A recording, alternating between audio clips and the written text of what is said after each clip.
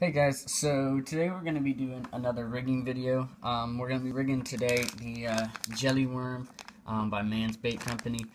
When these baits came out, they got their name from their scent. These were the first scented soft plastics, but they're fruit scented. These are grape. But they also got their name from their texture and appearance. They're a lot softer than any other soft bait or worm, and they're see-through. They look like jelly. So that's how they got their name. When they first came out, they did not have, like, these have the hard nose. And what that is it's this front section of the worm that's a lot harder plastic than the rest of it, and it just keeps your hook more secure and keeps it from ripping through, pulling out as easily. Gets you a lot sturdier rig. So a lot of guys just Texas rig these. I picked these up. These were actually on sale, I think for a couple bucks for this packet. These are the 12-inch version. I don't think I said that, but when I first got them, I played around with a couple different rigs. I wacky rigged them and just pushed the eyelet of a treble hook through the middle and did a wacky rig that way. I did a Texas rig. I did some drop shot stuff, just trying out a bunch of different rigs, and then I sat down and came up with this. And this is a 2-aught Mustad wide gap, and this is a 5-aught weedless rig. And so I have tied a 20-pound test mono leader between the two, just tied to the bend of this hook, and it just slides. We'll slide it down because we'll need it there, and then just through the eyelet like normal here.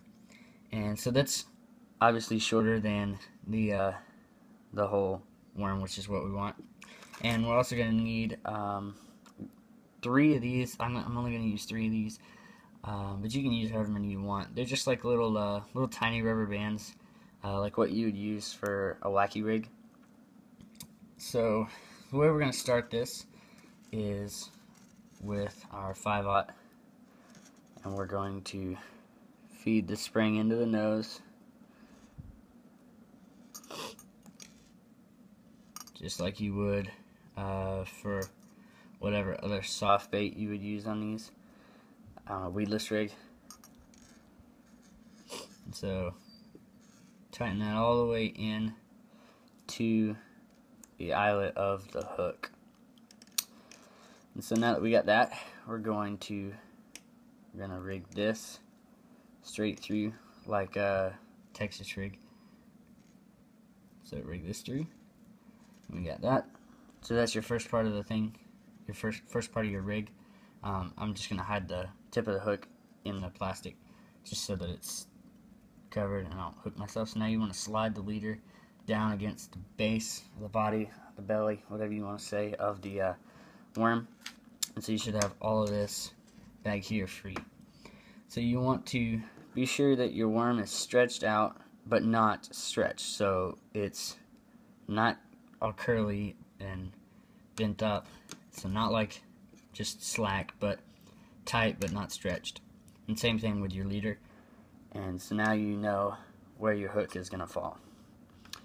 And so now we're going to do the same thing, Texas rig, just like you would,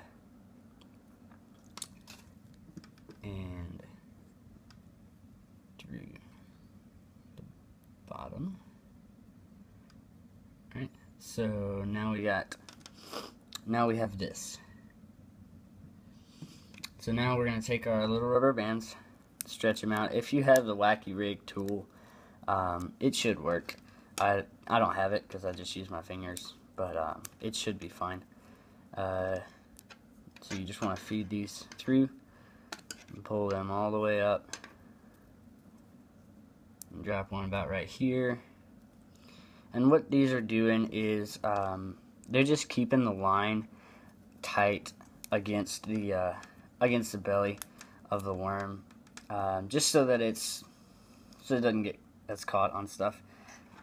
Put one more like in the middle, and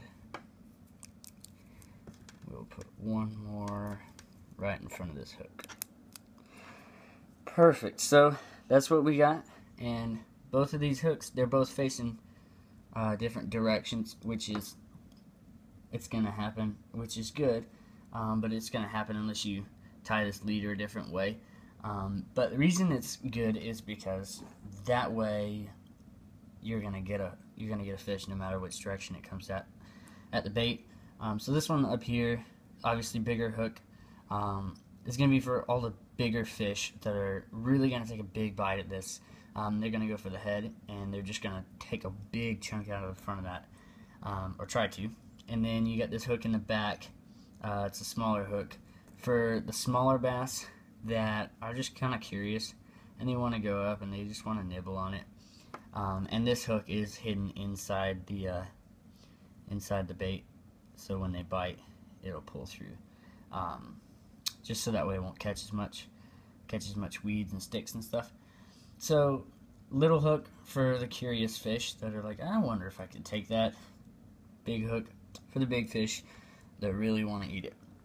So that is the way that I rig a Mann's jelly worm. Like and subscribe, drop a comment down below if you have any questions. If you want us to do a video on anything in the future, put that down there as well, and we will get back with you via the comments section. But thanks for watching, guys. Y'all have a good one.